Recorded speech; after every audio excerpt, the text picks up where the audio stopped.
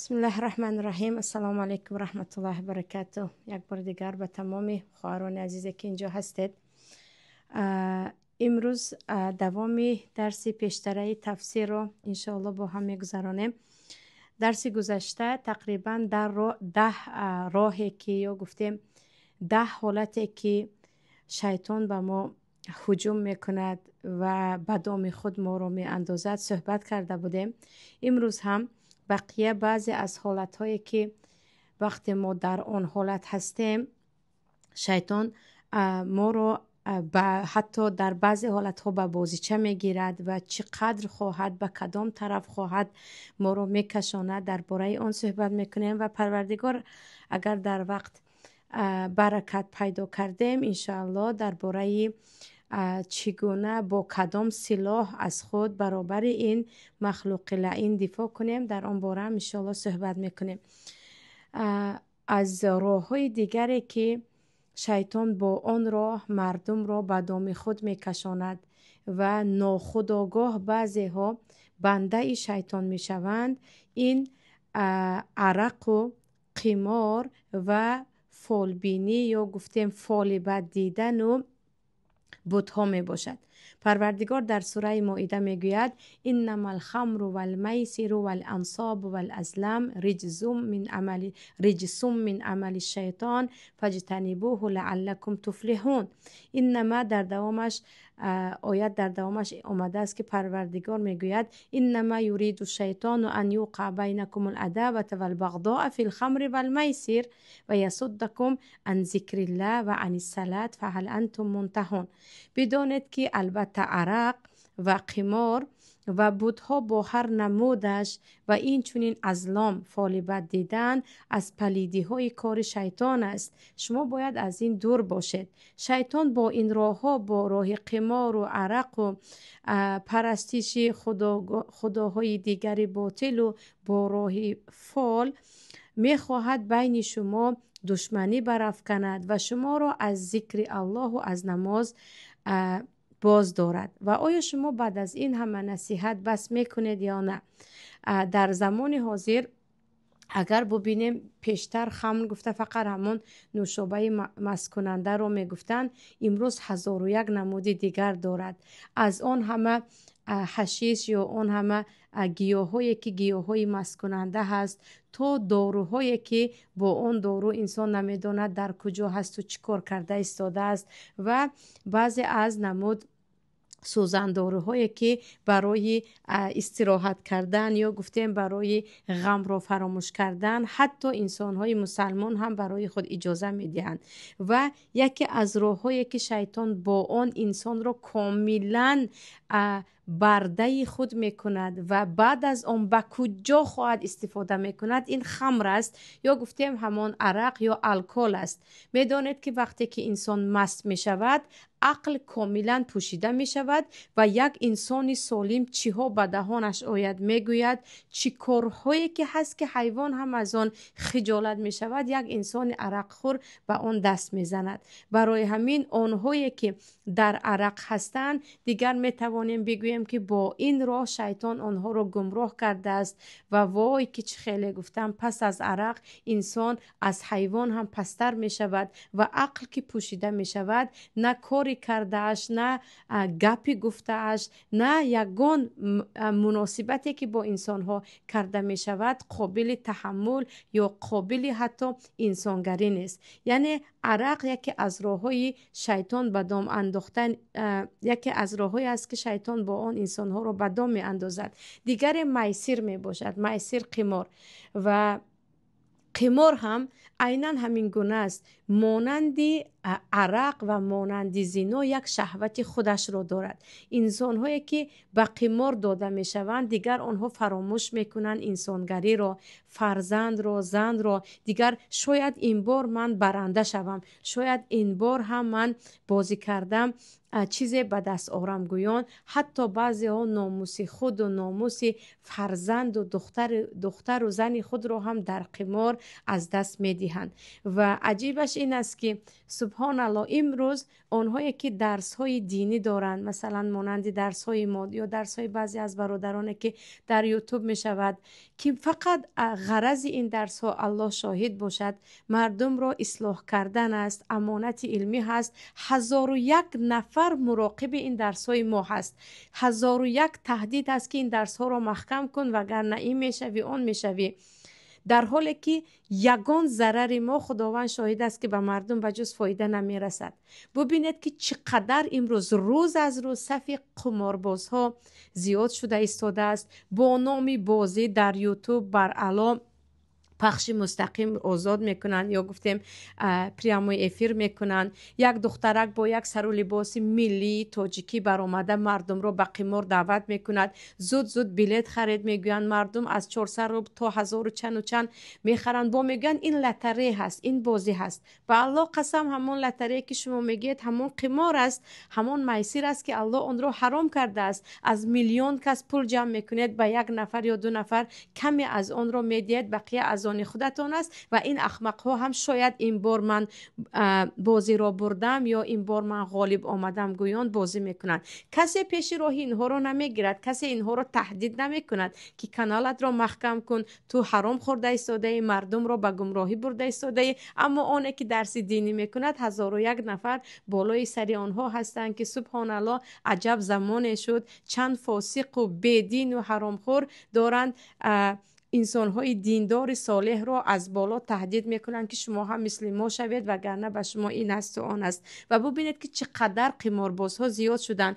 عادی انسانی که نمازخوان است، فرزندش میگوید من در لتری ماشین بریدم یا خانه بریدم، همه کفکوبی میزنند. مگر اون زهر نیست؟ اون مال حرام نیست؟ اون مار و اژدها برای خود و فرزندت نیست؟ این از چی است؟ این همان قمار است. و فرزندان شیطان، پیروان شیطان که از راه قمار مردم را گمراه کرده ایستادن امروز خیلی زیاد هستند و باید احتیاط کنید. به فرزندان خود بگویید که این بازی نیست، این لتری نیست، این همان میسری است که الله حرام کرده است. همه پول میپرتاین، یک نفر در آنجا برد میکند یا یک نفر بازی را میبرد. و چی خیلی گفتم، نامش را فقط دیگر کردن، نام قمار را به نام بازی یا با نام لوتو. و حتی سبحان الله در بعضی از کشورها در تلویزیون های دولتی هم اون را در پیش از سالینه و نمیدونم چیزی دیگر برای مردم اعلان میکنند و رکلام میکنند که گویا که یک چیزی حلال باشد که شاید این بار تو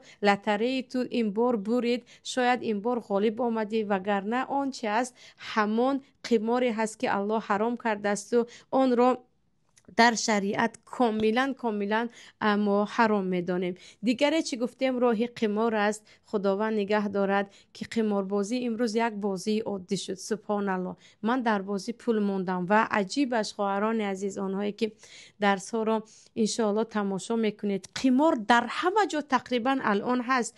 در بازی های سپورتی، مثلا در ورزش ها به این گروه پول میمونی شاید که تو برنده شوی. در بازی های اینترنتی، بازی ها کم نیستن که در اینترنت به آن پول میمونید و داخل میشوید. و شهوت قمار از شهوت زن بالا هست. اونهایی که به قمار دست میزنند و یک بار دو بار در قمار میبرند، دیگر آنها از آن چیز خود را داشته نمیتوانند. و این چی است؟ این عیناً همون راهی هست که با این شیطان انسان را از آن خود میکند. دیگری انساب است. انساب همون بت‌ها یا هر چیزی که به جای الله آن را ما گذاشتیم، پرستش کردیم یا از آن اطاعت کردیم و پیش از امر الله امر آن را دانستیم که اگر پیشتر در زمان پیامبر صلی الله علیه و سلم بت‌ها مجسمه های بودند، هیکل های بودند، امروز بت‌ها در مسلمان ها قبرها هستند که رفته به آن سجده میکنند. درخت های سر قبر و مزار است که به آن آرزوهای خود را رفته میگویند و لطچه بندی میکنند. بت‌هایشان انسان های زنده دو پایه هست که در پیش او تعظیم میکنند، رزق خود را از او میدانند. عزت خود را از او میدانند، ذلت خود را از او میدانند. ببینید که بت‌های امروزه ما چقدر زیاد است. پیشتر میگفتیم سنگ از سنگ تراشه هست، امروز ما 100 میلیون شاید بت داریم. بت‌ها عجیبش در قلب ها هست. پیشتر نمودار بود، ابراهیمان آن را میشکستند. امروز بت‌هایی که در داخل قلب است، الله میداند که کیه در قلب خود کدام بت را میپرستد. بعضی برای خود خیلی گفتم از رئیس و از صاحب کار خود بت ساختند، بعضی ها باشد از استاد و از شیخ خود بت ساختند که هرچی او حلال گوید حلال است و حرام گوید حرام. بعضی ها باشد از قبر و از ارواح مادر و از ارواح پیر و چیز دیگر که بت ها نمود به نمود، قسم به قسم امروز زیاد است، در حالی که پروردگار در قرآن میگوید ادعونی استجیب لکم، به من مستقیما برایید، به من دعا کنید من اجابت میکنم. کسی را بین خود و بین من ننهاد. بین الله و بین بندهش یگان واسطه نیست. تو راست عبادت هایت را به الله میکنی، راز و نیازت را به الله میکنی. سبحان الله. صحابه ها حتی در همون بنده که کفش خود هم از پروردگار کمک میپرسیدند و از کسی کمک نمیپرسیدند. و در روایت آمده است که حتی پیامبران وقتی جبرائیل میگفت کمکت کنم میگفتن نه، از جبرائیل نه، ما به الله جبرائیل پناه میبریم. اینجا ببینید که ما الان در کجا هستیم و ایمان ما در کجا است. یعنی راهی دیگری که اکثریت مردم را شیطان با آن راست به دوزخ میکشاند، این راه انساب است، یعنی راهی بت و بت پرستی. دیگر ازلام همان فال است که مثلا پیشتر با کبوتر و با نمیدونم رخت کشیدن و چیزی دیگر فال میدیدن که اگر این طرف رود کارم برار میگیرد، اون طرف رود کارم برار نمیگیرد. امروز نزد فالبین های بدبخت میروند که عموما آنها ایمان ندارند و اگر از روی شریعت حکم کرده میشد وای که آنها چقدر روز سخت میدیدند. ولی چه خیلی گفتم امروز بالای هر یک نصیحتگر و بالای هر یک ملا یک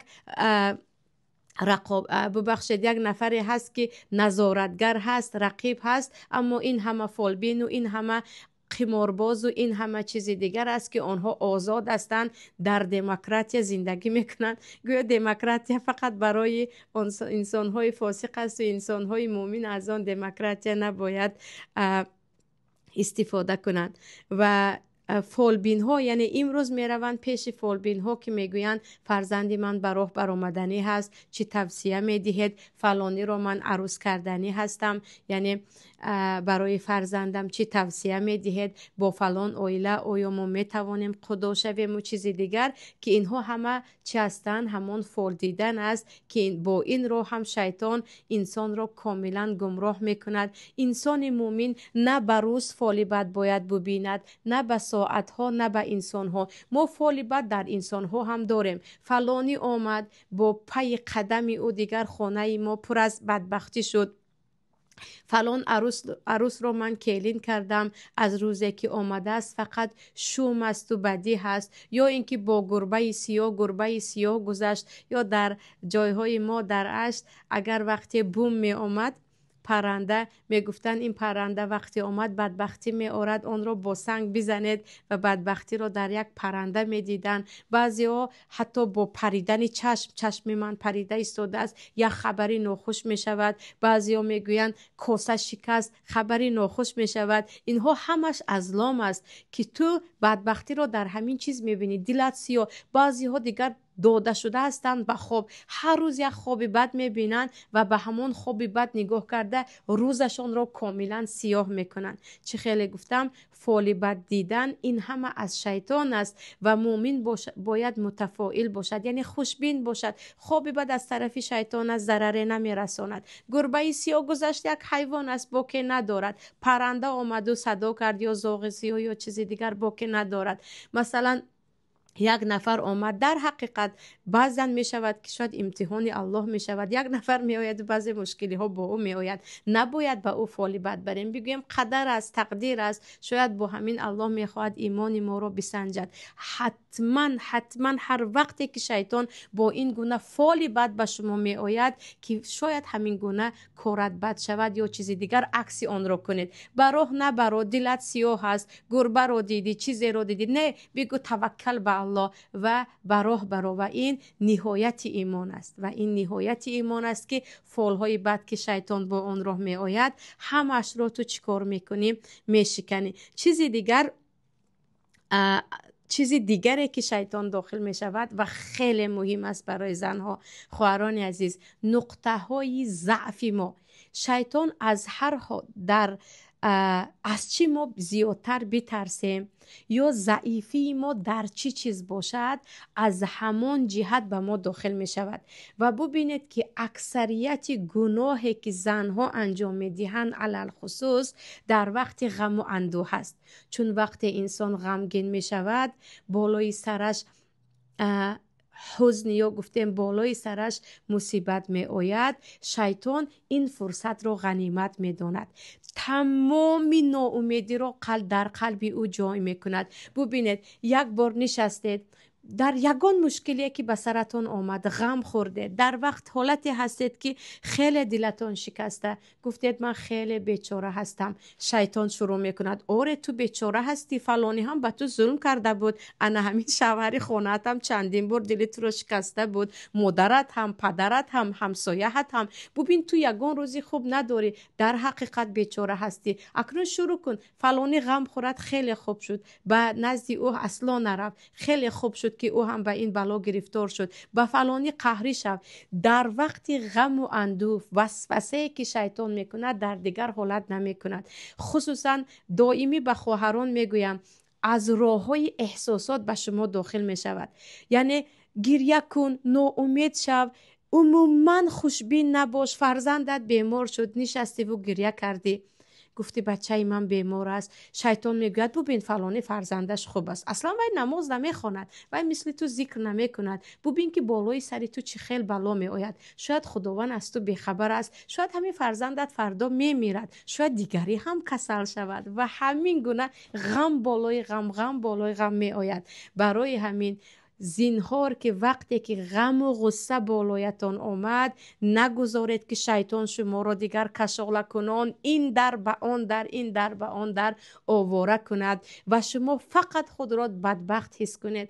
وقتی که پیامبر صلی الله علیه و سلم به نزد بیمار می رفتن، می گفتن طهورون انشاءالله، یعنی صحت می شوی، این طهور است، از بیماری هم پاک می شوی، از گناه هم پاک می شوی، غصه نخور، غم نخور، هیچ گپ ندارد. در ما نزد بیمار می روند، نه این بیماری خیلی وزمین است، وای بعضی با این بیماری می میرن. یعنی ببخشید همراه شیطان انسان های شیطان هم کم نیستن. یا وقتی که مثلا یک نفر از دنیا می رود، ببینید که الله چی میگوید، وقتی مصیبت به سرشان می آید، یکم شده میگویند این لله و این الیه راجعون، از طرف پروردگار آمدیم، این همه مصیبت و مشکلی که می شود به خواست الله هست، ما بنده هستیم و از دستمون چیزی نمی آید، ما باز به نزد او بر می گردیم و خداوند از نزد خود مکافات می دهد و باید که به این صبر کنیم. و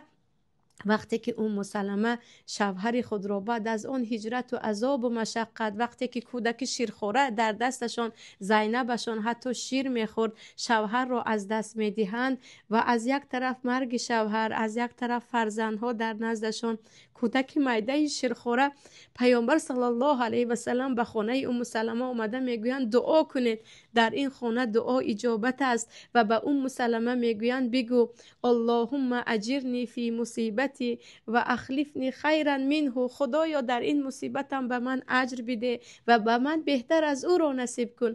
سلمه میگویند گمان هم نداشتم که بهتر از بهتر از ابو سلمه انسان در روی زمین وجود داشته باشد، ولی پروردگار با این دعایم به من محمد مصطفی را نصیب کرد که از محمد صلی الله علیه و سلم بالاتر مرد را هیچ مادر به دنیا نآورده است. ببینید که پیامبر در خانه هایی که مصیبت هست، انسان گریه میکند، مصیبت انسان را میشکند، خواهد نخواهد، ولی به شیطان راه ندهید در وقت مصیبت شما را کلا ناامید کند.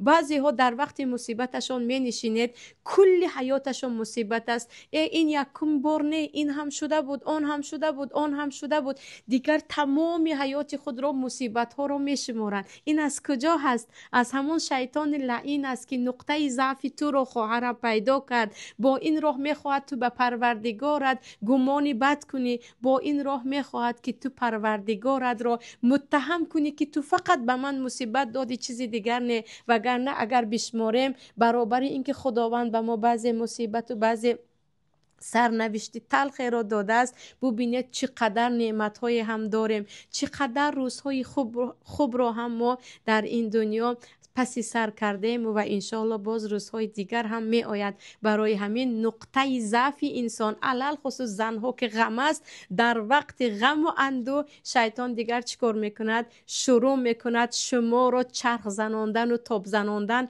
فقط ناامید کردن، فقط بدبین کردن. فلانی شاید سبب شد، فلانی سبب شد، شاید فلانی دعای بد کرد، دیگر با فلانی رابطه نکن. در وقتی که مصیبت می شود بهترینش واستعینوا بالصبر والصلاة، شروع کنید طهارت کنید. با طهارت شیطان میمیرد، نیست میشود. اعوذ بالله من الشیطان الرجیم، 2 رکعت نماز خوانید. و چگونه که ام سلمه دعا کردن، خدایا در این مصیبت به من صبر بده، به من اجر بده، پروردگار مرا ثابت دار، استوار نگهدار که شیطان مرا نشکند، استوار نگهدار یکی نسبت تو ناامید نشوم، گمانهایم به تو بد نشود. پروردگار این روز آمد، انما العسر یسرا، به من یسر آن را هم نصیب کن. به خداوند رابطتان را قوی کنید. و البته انسان هایی که در وقت مصیبت به جایی به شما تسلی دادن، درد شما را هزار میکنند، به آنها گوش نکنید. چه خیلی گفتم بعضی انسان هایی هستند که در وقت مصیبت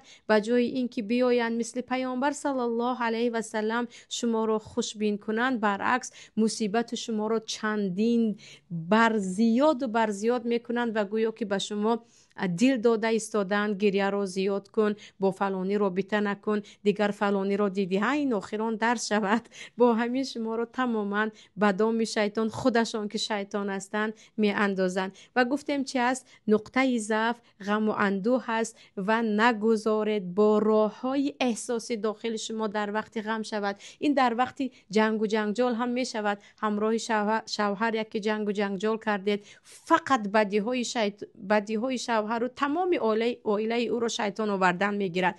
گویا که شما یک روز خوب از این انسان ندیدید، پس از مدت آرام میشوید، میگوید اگر من در 1 سال 5 بار جنگ کنم، دیگه بقیه این همه 360 روز دیگرش که در جنگ نیستیم. پس اینها از طرف کی بود؟ از طرف شیطان بود. با همسایه‌تان یک مشکلی می شود، فقط برای جنگ انداختن چیکار میکند؟ فقط بدیهای او را آوردن میگیرد، گویا که هیچ خوبی از او نشد. در این وقت باید مسلمان مؤمن قوی خودش را به پروردگار، به پناه پروردگار بسپارد و پیش از اینکه درهای احساسات او را کاملا گمراه کنند و دروازه عقل پا نهد، با عقلش فکر کند که الان گفتم این همه غم است، آخر روزهای شادی هم داشتم، آخر بعد از این غم ها چی است؟ روزهای شادی دیگر هم هست، یا پس از این جنگ و جنجال باز آشتگی خوبی دیگر هم هست. حتی بعد از آیت طلاق پروردگار میگوید ولا تنسوا الفضل بینکم،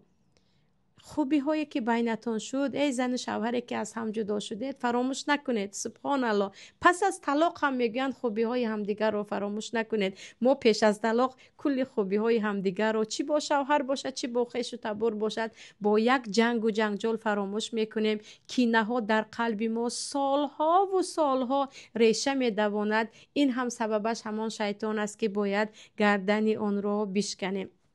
دیگر چی گفتیم؟ ضعیفی انسان غم است، یک ضعیفی دیگر انسان شادی هست. یعنی وقتی انسان خوشحال می شود، ببینید که گناه های زیاد را انسان یکی در وقت غم و غصه انجام دهد، حتی به خودکشی، خیلی گفتم به ناامیدی، به حقارت کردن دنیا، به دشنام دادن تقدیر، هزار و یک گناهایی که سبحان الله بخشیده نشدنی است که انسان باید توبه کند. یعنی در وقت غم قهری شدن، زده شکستن و چیزی دیگر، گناههای دیگر رو در وقت شادی انجام میدن. دیگر روزی خورسندی هست. در روزی خورسندی ما الان هستیم گویان. ببینید ما جشن داریم، خورسندی داریم گویان. بچه ها دست نمیزنند. نه روزی شادی هست، هیچ باکه ندارد برقصید، هیچ باکه نیست زن و مرد آمیخته شوید. انسان در یک عمر یک بار توی می شود. چی کار خواهد در آن شب عروسیش از پوشیدن و از رقصیدن و از آلایش و چیز دیگر انجام دهد؟ در روزهای خورسندی هم، در شادی ها هم چی کار می کند؟ انسان داخل می شود. برای همین مومن همان انسانی هست که هم در شادی خود هم در غم خود نباید فریفته شیطان شود، نباید خود را بازیچه شیطان کند. روزی خورسندی دارد، به یاد آورد که خورسندی پایان هم دارد، خنده ها گریه هم دارد. به خاطر یک روز که انسان یک بار تولد می شود، یک بار زن می گیرد و یک بار شوهر می کند، نباید اینقدر به گناه دست بزنیم که شیطان با همین راه در شادی ها داخل می شود. یعنی ضعیفی در وقت خوشحالی. چیزی دیگر وقت غضب است. خطا نکنم قصه بود که شیطان میگوید وقتی که قصه در از وهب ابن منبه است که وهب میگویند شیطان میگوید وقتی از شیطان میپرسند که برای تو آسان ترین وقت کدام است که تو میتوانی انسان را کاملا یا فرزندی آدم را از آنی خود کنی؟ او میگوید در وقت غضب. وقتی میگوید انسان غضبناک می شود یا فرزندی آدم غضبناک می شود، همون گونه که کودکان توپ را از این طرف و به آن طرف می غیلانند یا با توپ هر خیلی که خواستن بازی میکنند، من هم با فرزندی آدم بازی میکنم، نعوذ بالله. و پیامبر صلی الله علیه و سلم هم چی میگویند؟ غضب از شیطان از نار است و شما چیکار کنید؟ طهارت کنید. پس یک نقطه ضعیفی غضب است که سبحان الله والکاظمین الغیظ والعافین عن الناس میگوید پروردگار مومن همانی هست که کظم غیظ میکند. وقتی غضب آمد او غضب را شنانیدن میگیرد، یعنی فرو میبرد تا که آرام شود. اکثریت گناه های کبیره، پشت خوردن عائله ها، عاق شدن فرزند، خفگی که دیگر آن را با هم پیوست کرده نمی شود، قهرگی هایی که تا آخر عمر در قلب ما جای می شود، همش سببش همان غضب است. اگر فکر کنیم خواهران عزیز، شاید 90% اشتباه های جدیه که ما در حیات خود کردیم، 90% قرارهایی که ما قرارهای خطا بود و آن قرار را برای خود انتخاب کردیم، همش در وقت غضب بود. و چه خیلی که وهب ابن منبه گفتند شیطان در وقت غضب مانندی توپ ما را این طرف و آن طرف میزند و میغیلاند. برای همین در وقت غضب ما فرزند خود را عاق هم میکنیم، کودک 1 ساله و 2 ساله رو زده کبود هم میکنیم. و نزدیکی دیده بوده در وقت غضب فرزند 13 ساله خود را یک پدر که سالم است به قتل رسانید. در وقت غضب مردها زنی که عموما مثل آن زن را شاید تا آخر عمر پیدا کرده نمیتوانند طلاق میدهند، حتی لطوکوب میکنند. در وقت غضب زنها از شوهر خود طلاق میپرسند و حتی خودکشی میکنند و چیزی دیگر. و غضب راهی اساسی داخل شدن شیطان است به انسان. وقتی که غضب کردید یقین بدانید اطرافتان شیطان است. هر لحظه رو او انتظار است که شما را بازیچه خوب کند. برای همین هر چیزی که به یادتان آمد بگوید این از شیطان است، عکس آن را کنید. تو بگو میگوید نگوید، تو بزن میگوید نزنید، تو همینجا ایستا جنگ را تا آخر ببر میگوید نه ایستید برآمده روید. همیشه برای خواهران میگویم گناه نیست وقتی دیدید که جنگ از حد زیاد شد آمده ایستاده است به طلاق از خانه برآمده روید. 1 ساعت در پایان قدم زنید، ببینید شوهرتون آرامتر می شود، خودتان و برادران عزیزی که میگوید طلاق به دهانم زیاد می آید، وقتی غضب برآید از خانه روید. نگذارید شیطان در آنجا خانه‌ای که شما اونجا یک چند فرزندکان شما هست ویران کند، فرزندها بی پدر و مادر بمانند. پیشتر گفته بودیم که اولین جایزه ای که از ابلیس شیطان های خرد میگیرد برای ویران کردن عائله ها می باشد.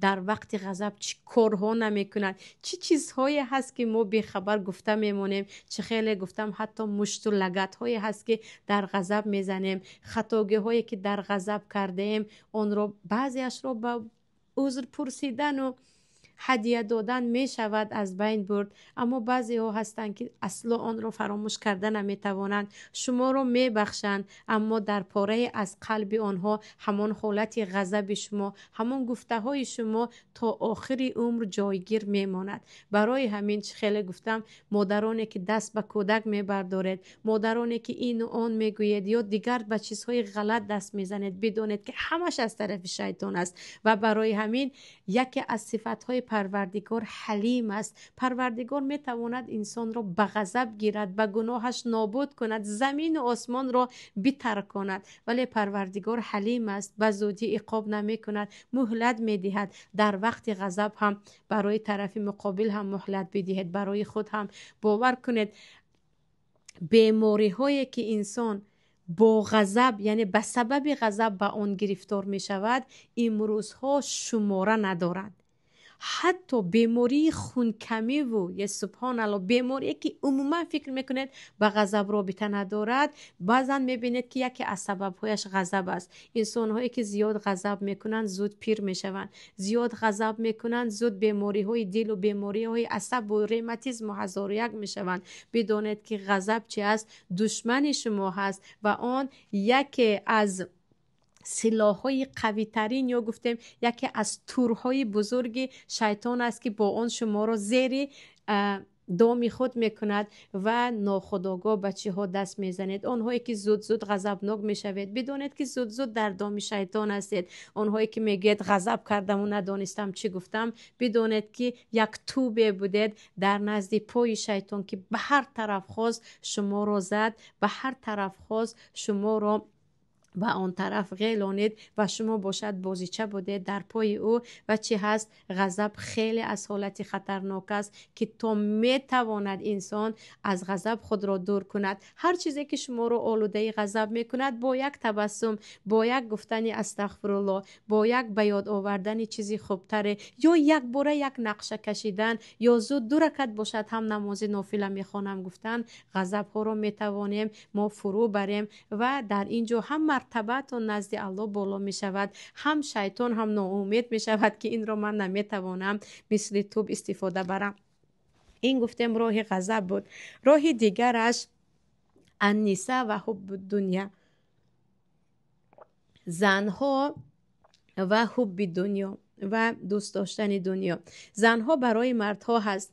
پیامبر صلی الله علیه و سلم میگویند من چیزی که پس از خود برای شما میترسم این چی است؟ این فتنه زنها هست.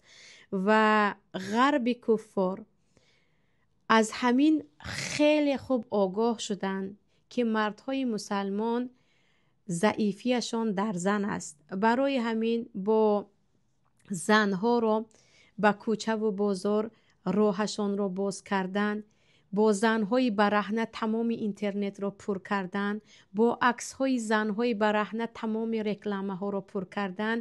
ببینید که چقدر جوانها را گمراه کردن. و مردهای هستند و مردهای بودند که آنها شاید یک ملت را تغییر میدادند، شاید آنها سبب اصلاح یک جمع زیاد مردم می شدند، ولی به دام یک زن گمراه افتیدند یا به دام یک چند زن افتیدند و اینقدر به آن فتنه زنها آمیخته شدند که دیگر فراموش کردند که آنها هدفشان چه است، در کجا هست، چه هست. باور کنید خواهران عزیز، یعنی این یگان ناشکری یا گفتیم یگان تنقید نیست، حقیقت است که حقیقت تلخ باید گفته شود. همیشه حقیقت تلخ است، ولی اگر گفته نشد دیگر آن رفته رفته از بین این حقیقت می رود. مردهایی هستند که 4 نفر اگر نشینند و یک نقشه خوب بکشند، چقدر ظلم شاید از بین برود، چقدر عدالت پایدار بماند، ناموس چند زنها محافظت شود، چند کودک یتیم شاید با پناه شود، ولی می نشینند درباره یک زن صحبت میکنند، عکس بعضی زنها رو نشان میدهند. سبحان الله، درباره بعضی زنهای حتی برهنه و بیروح ساعت ها صحبت میکنند و حیران میمونی که آخر از دست این مردها چقدر کارهای زیاد می آید و تقریبا به جنگ ها یا گفتیم به فتنه های بزرگ اگر نگاه کنید، یکی از سبب های اساسی کشته شدن حضرت علی هم فتنه زن بود. میگویند که در آن وقت به خاطر مهر خود گفته بود من خون علی رو میخواهم.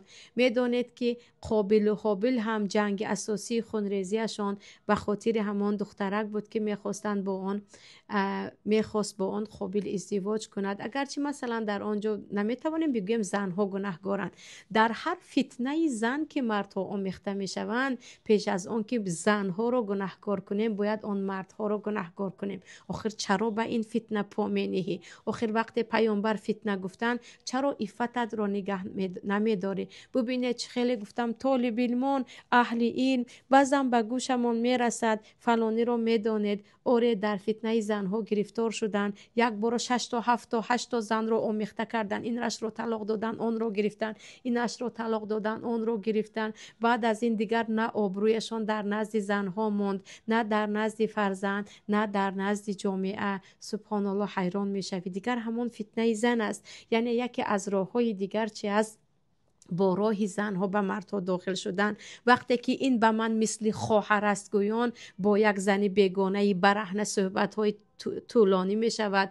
وقتی که این خیش و تبار من است گویان با او عکس می فرستی، از او عکس می گیری، به حضور به یگان پرده با او ساعت ها در صحبت استی، دیگر این همون فتنه زن است. و چه خیلی گفتم درباره انشالله 2 زنگی 3 زنگی مسئله دیگر است که یک مرد برای عفت خود را نگاه داشتن، یک زنی در کوچه مانده را پناه دادن، زن گیرد چیزی دیگر است، اما همیشه فکر در زن، این خوشروترش را میخواهم، جوانترش باشد، باز بعد از این نه این نشد این را طلاق میدیم یکی دیگر میگیرم. پناه به الله به فتنه آمیخته شدن به فتنه آمیخته شده رفتن است که این را چی میگویم؟ شیطان با راه زن این مرد را گمراه کرد. شیطان با راه زن این مرد را کاملا به دام خود گرفت. چیزی دیگر همون محبت دنیا هست و اکثریت جنگ و جنجال و نافهمی و قهرگی ها هم به خاطر دنیا هست. اون هم به خاطر یا خانه یا ماشین یا یک کرته، بعضی یا برای یک پیاله و یک چاینک هم با هم می جنگند که در باره حب دنیا پیشتر هم گفته بودیم. یک مومن تا زمانی که وقتی حب دنیا میگوییم یعنی چیزهای دنیا، وقتی حب دنیا میگوییم چیز چاره دنیا، وگرنه در دنیا به خاطر عمل صالح را زیاد انجام دادن این عمر هم یک نعمت است. گویان زندگی کردن با کنیست، اما فقط از پای خانه و ماشین و لباس و خوردن و پوشیدن شدن دیگر این چی است؟ این عاشق دنیا شدن است. و آنهایی که حب دنیا در دل آنها جای شد، آنها نه حب مادر را میدانند، نه حب زن و فرزند را میدانند و حتی نه حب انصاف و وجدان را میدانند. برای همین ببینید که آنهایی که عاشق دنیا هستند، عاشق پول و مال هستند، تمام خصلت‌های خوب انسانی را از دست دادند.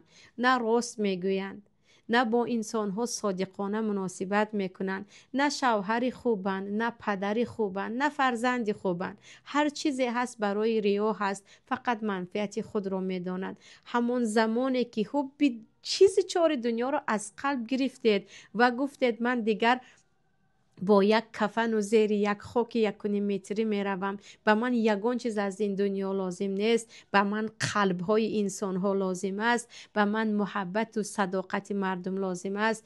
ببینید که چقدر صاحب آبرو می شود، چقدر عزت می یابد که کسی آن را یافته نمی تواند. حاتم طایی قصه سخاوتی او را در ادبیات های تاجیک هم هنوز در صنف 6 ما می خواندیم. حاتم طایی مسلمان نبود، از همون مدینه بود، از عرب بود که فرزندانش بعداً ایمان می آورند. به خاطر سخاوتش که خیلی برای مردم کرم خود را، یا گفتیم از سخاوت خود را نشان داده بود و مردم را مهمان میکرد، تا امروز بعد از 1500 سال هم نام او در کتاب ها هست. اما آنهایی که به خاطر مال دنیا با مردم جنگیدن، به مردم ظلم کردن، لعنت به آنها تا امروز هم هست و تا قیامت هم میماند. پس حب دنیا، حب چیز و چار، فکر کردن فقط درباره تغییر دادن خانه و ماشین و پرده و کرته و چیزی دیگر، اینها هم بدانید که از طرف شیطان است. با این راه شیطان میخواهد شما را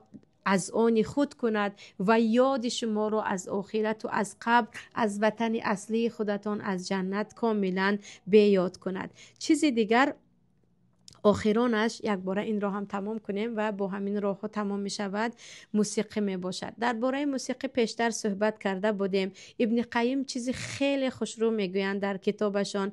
می گویند بدانید، در اغاثة الاحفان بوده است، کتاب را همون قسمش را به اینجا آوردگی هست.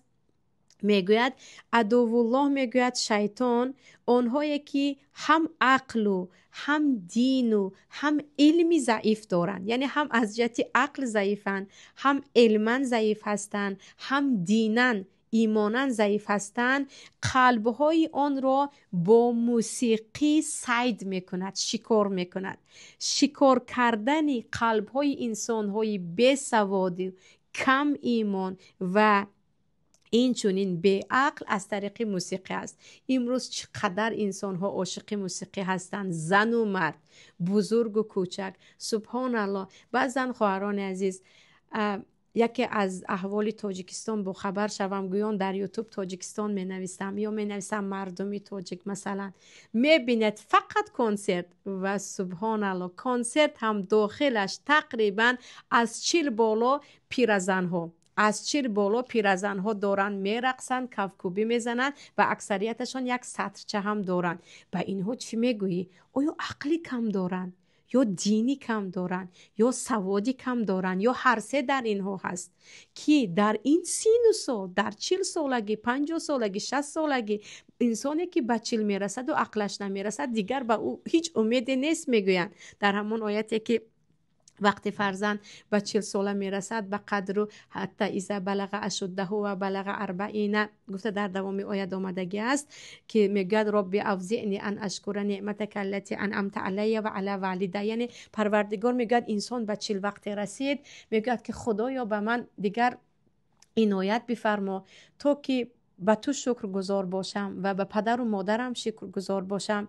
خدایا دیگر مرا در راه خودت ثابت نگه دار، همیشه عملهای انجام دهم که تو دوست می‌داری. یعنی بعد از 40 سالگی پروردگار میگه انسان عقلش کامل می شود و پیامبر هم صلی الله علیه و سلم در 40 سالگی پیامبر شده بودند. اکنون ببینید که زنهایی که از 40 گذشته است پول می دهد و دو رقاصه را تماشا کرده کفکوبی می زند، این رو چی گفته می توانید؟ سبحان الله. زنی تاجیک مسلمان او میگوید وقتی من مردم مرا کفن کنید، به من جنازه خوانید، دعا میکند، دست می بردارد. و گفته ایستادم اکثریت کنسرت ها همون زنها، آن هم زنهای پیر هستند، ببخشید. و اینجا ابن قیم میگویند شکار قلب های انسانی کم دین و کم علم و کم عقل همون چی است؟ موسیقی است که وقت با موسیقی تو رو شکار کرد، های فقط در لذت آن هستی. از نمیدونم فلان قولا و دیگر ها تو گوش میکنی میدانی، گوش میکنی میدانی، از سوره ها چیزی نمیدانی، از فرض های چیزی نمیدانی. پس از مدت 1001 درد بالای سر تو میآید و جز نزد مولا رفته من خوان گفتن و از این دکتر به آن دکتر دویدن کار دیگر نمیتوانی. در اینجا چی میگوییم؟ نسوا الله فانساه فانساهم، آنها الله را فراموش کردند و خداوند به حالشان گذاشت. و سبحان الله، از راه موسیقی مردم را شیطان اینقدر به خود جلب میکند که هم فقر و هم بیسوادی و هم هزار و یک دیگر مشکلی ها می آید. زیناگر را ببینید، اکثریت موسیقی ها زینا رو شیرین نشان دادن، خوش رو نشان دادن، ببخشید از جسم یک زن گپ زدن، از قد و بست یک مرد گپ زدن است و آن رو دخترچه 12 ساله 13 ساله همراه پدر و مادر گوش میکند و به آن میرقصند و کوکوبی میزنند. و این فرهنگ است. سبحان الله. و این فرهنگ است، این پیشروی است، این دموکراسی است. دخترک وقتی سوره رو میخواند، قرآن میخواند، میگوید به مرد نامحرم نباید نگاه کنم، این دیگر میشود رادیکالیسم، این دیگر میشود تندگرایی، افراطگرایی. اینها باید اصلاح شوند. آخر آنها رو باید اصلاح کرد. باید پیرزنانی که رقص میکنند و کوکوبی میزنند و فراموش کردند که در خانه نبیره گسنه دارند، عروسک دارند که به دو سامان زار است، برای به دکتر رفتن از پدرش پول میگیرد. اونها رو باید ما اصلاح کنیم، نه اینکه دو دخترچه قرآن خوان، دو جوانی که ریش ماندند و میگویند ما در مسجد 2 رکعت نماز خونیم و به آنها اجازه نمی شود. ببینید که به چه حال رسید و چی میگوییم. تمامی شیطان ها با تمامی نمودهای سلاحش گویا که رفته است و اصلا خصوص زنها رو به دام خود انداخته است که موسیقی گفتیم در ما هست، حب و دنیا گفتیم در ما هست، در احساسی شدن و دیگر حقارت کردن دنیا و آخرت و تقدیر در ما هست. خوشحال هستیم روزی خرسندی گویان به 1001 گناه زدن در ما هست. دیگر اینها از چه است؟ همش از ضعیفی ایمان، از ضعیفی علم، از ضعیفی این است که خودت رو نمیشناسی. انسان وقتی که فراموش کرد الله را، خودش را فراموش میکند. با کجا رفته ایستادم، چی کار کرده ایستادم، فردای من چی می باشد. نصفی عمرم گذشت، اکثریت عمرم گذشت، یا کمی از آن گذشته باشد هم با دیگری آن هم می گذرد. با همین انسان باید به خود آید که وقتی می میریم حدی اقل فرزندانمون یک دو کلمه خوبی از ما گفته توانند که همین گونه انسان بود، همین گونه زیسته بود، همین گونه خصلت ها داشت، همین گونه چیزهای از خود گذاشت. خیلی خوش رو میرقصید بیبی من، خیلی خوش رو کوکوبی میزد بابای من گویان، نبیره ها یاد نکنند. این بود راه های دیگر. و اینجا سلاح یا گفتیم نگهبان هایی هستند که با آن ما می توانیم خود را از وسوسه شیطان نگه داریم که چند تا هست. الله نصیب کند صحت و سلامت باشیم. ان شاء الله درس دیگر با هم صحبت میکنیم.